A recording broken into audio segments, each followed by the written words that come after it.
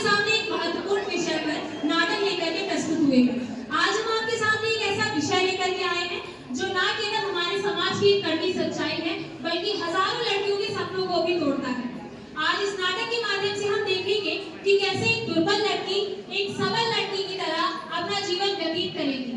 तो इस नाटक के पहले दृश्य में हम आपको एक ऐसे विवाह समारोह में भी लेकर के चलेंगे जहाँ पर फूल और ललित का विवाह की रस्में निभाई जा रही है। ये रस्में तो निभाई जा रही हैं, लेकिन इन रस्मों के पीछे एक कड़वी सच्चाई है, और वो सच्चाई है दहेज की मांग।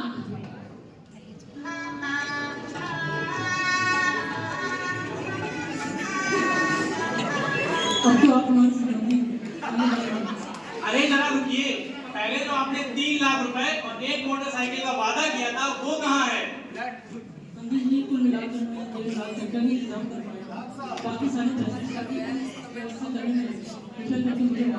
क्या कहा? पैसों का इंतजाम नहीं हुआ? तुम तो बड़े झूठे और मक्कार निकले। क्या तुम्हारी औकात ही नहीं थी करने की, तो तुमने वादा क्यों किया? मुझे पहले से ही पता था तुम ऐसा करोगे। अरे रुको रुको, ये शादी नहीं हो सकती। भगवान के लिए ऐसा मत करिए।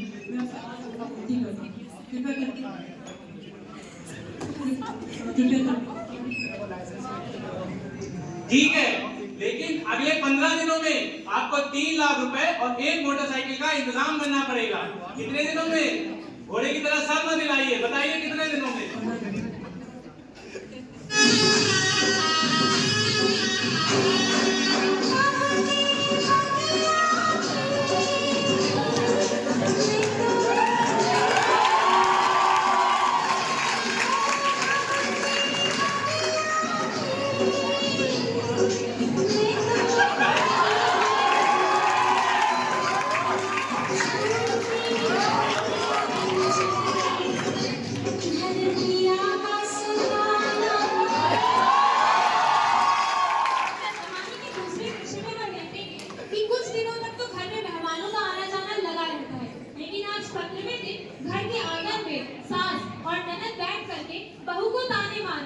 और यह संवाद दहेज की कड़वी सच्चाई को उजागर करता है और यह संदेश देता है कि दहेज सम्मान का नहीं बल्कि एक कुरीति का प्रतीक है।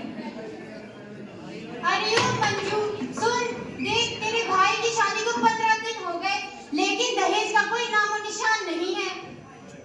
हाँ माँ, सही कह रही हो। दहेज छोड़ो, ये तो अपने घर से एक बर्तन भी नहीं लाई।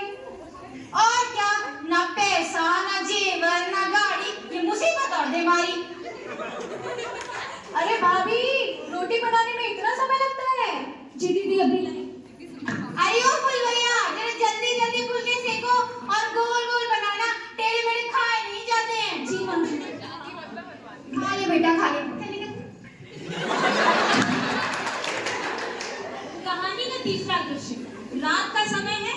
गांव के बाहर एक छोटे से ढाबे जैसी जगह पे 2-3 दोस्त बैठ करके शराब पी रहे हैं और हंसी मजाक का दौर चल रहा है।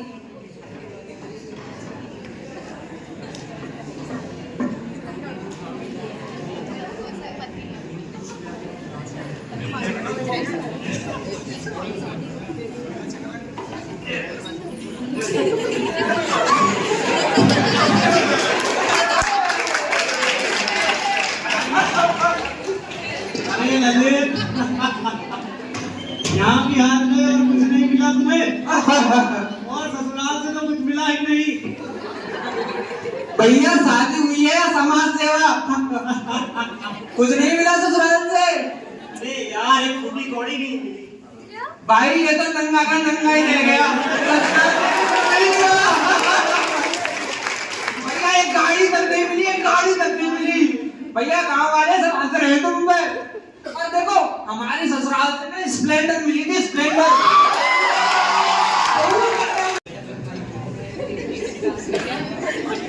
कहानी के अगले दृश्य में हम देखेंगे कि दोस्तों की बातें सुनकर ललित को बहुत ही गुस्सा आता है और आगे क्या होता है, आइए देखते हैं।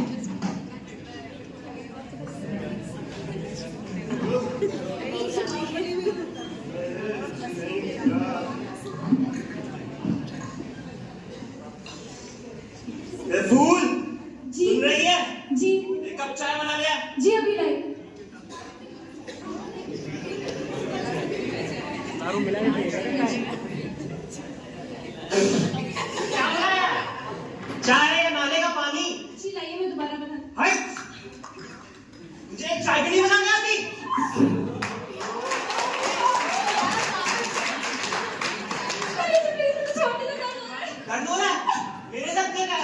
मेरा दर्द कौन समझेगा? हाँ, तेरी वजह से पूरे समाज में मेरी खुद हो रही है। हाँ? हट!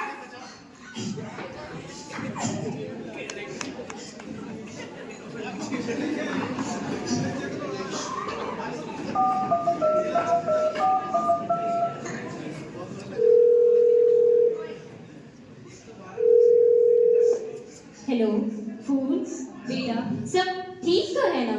इतनी रात को तुम्हारा फोन? माँ क्या हुआ मेरी बच्ची, तू रो क्यों रही है? सब ठीक तो है ना? माँ मुझे यहाँ से ले जाइए माँ। माँ ये लोग मुझे मार देंगे माँ प्लीज। ऐसे मत बोल मेरी बच्ची, शादी के बाद लड़की का ससुराल ही लड़की का घर होता है। और तुझे तो पता ही है हमारे समाज में लड़कियों को थोड़ा दब कर रहना पड़ता है। और तू तो मेरी समझदार बच्ची है ना। चल अब तू शांत हो जा, रात बहुत हो गई है मेरी बच्ची, सब ठीक हो जाएगा। जा अभी तू जाकर सो जा, सब ठीक हो जाएगा। ठीक है बेटा, अपना ध्यान रखना, अब मैं रखती हूँ।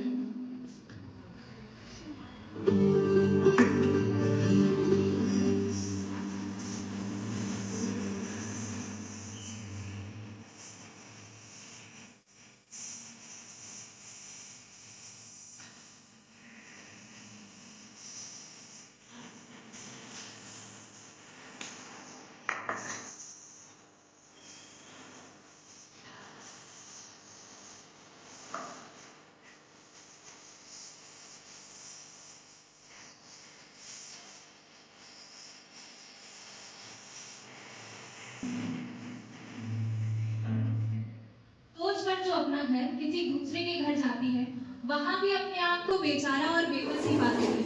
ये कहानी कुछ घरों की बहुओं की दुर्दशा बताती है। अंधेरी सर्द रात है, लेकिन उससे भी ज्यादा ठंड फूल के हृदय में थी। आज फूल खुद को कमजोर नहीं होने देना चाहती थी। सर पर दुपट्टा डालकर और अपनी चोटों को उस दुपट्टे से छुपाते हुए वो अस्पताल की ओर बढ़ी और अस्पताल पहुंची। क्या नाम है तुम्हारा? अपना नाम बताओ। जी फूल। फूल, ये चोट तुम्हें कैसे आई? मुझे समझ नहीं आ रहा, मैं आपको कैसे बताऊं? जो सच है वो बताओ फूल। मेरा पति, वो मुझे रोज मारता है। पहले तो बस ताने सुनने को मिलते थे, अब तो मारना भी चालू कर दिया है और किसी ने भी मेरी मदद नहीं की। अच्छा ठीक है, तुम रो मत, शांत हो जाओ और ये बताओ, अपने ससुराल वालों के खिलाफ कोई कानूनी कार्रवाई करना चाहती हो? अगर हाँ तो ये मेरा नंबर है और जब भी मेरी जरूरत हो मुझसे बात करना।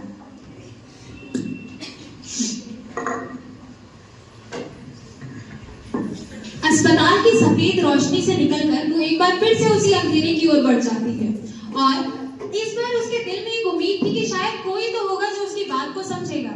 लेकिन फिर से वो उसी अंधेरे आंगन में कदम रखती है और वहां पे उस आंगन की चौखट को पार करते ही आंगन में बैठी हुई सास उसको आंखें तरेर कर घूरने लगती है और फिर से ताना देकर कहती है, अरे ओ कलमुही, इतनी लल्ला, तू ही इसे देख, मैं तो कुछ नहीं बोलूंगी। जी हाँ जी, मुझे बस थोड़ी चोट आई थी इसलिए मैं अस्पताल गई थी। अस्पताल? अरे माँ, इसने तो अस्पताल में सब बता दिया होगा। नहीं नहीं दीदी, मैंने किसी को कुछ भी नहीं बताया। अरे ललित, तेरी लुगाई के बहुत बार निकल आए हैं, जरा इसके पर तो काट। बहुत बार निकल आए तेरे। हाँ? अस्पताल जा रहा है? अस्पताल जा रहा है? बहुत दिमाग खराब है तेरे। हाँ? हट! तुझे समझाना ही पड़ेगा। प्लीज मुझे माफ कर दीजिए। आएगी बेटा? आएगी? आएगी? बोल! बोल!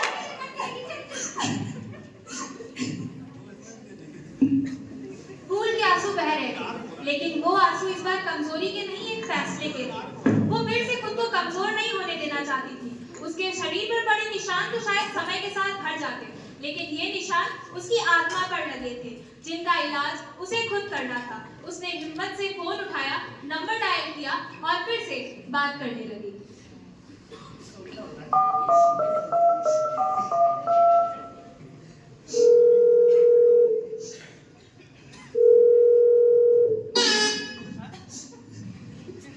हेलो, कौन बोल रहा है? दीदी। फूल, तुम हो क्या? दीदी प्लीज मुझे यहाँ से लिए चलो।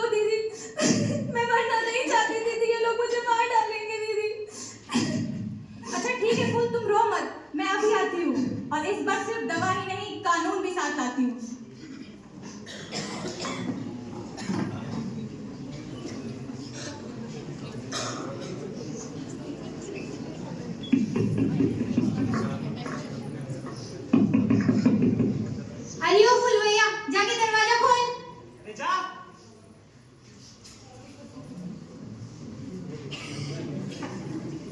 फूल क्या हुआ तुम्हें?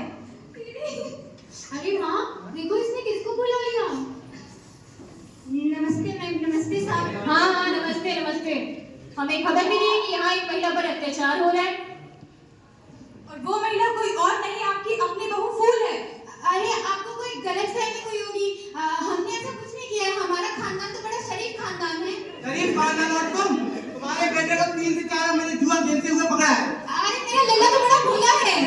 अच्छा तो ये गलत हो रही है। तो इसके शरीर में चोट के निशान कहाँ से मैडम? आपसे ही पूछ रही हूँ। क्या मैडम मैं आपको बताती हूँ, मेरे पति और मेरे ससुराल वालों ने दहेज ना देने के कारण मुझ पे बहुत अत्याचार किया है और मैं चाहती हूँ आप इन सबको गिरफ्तार कर लीजिए।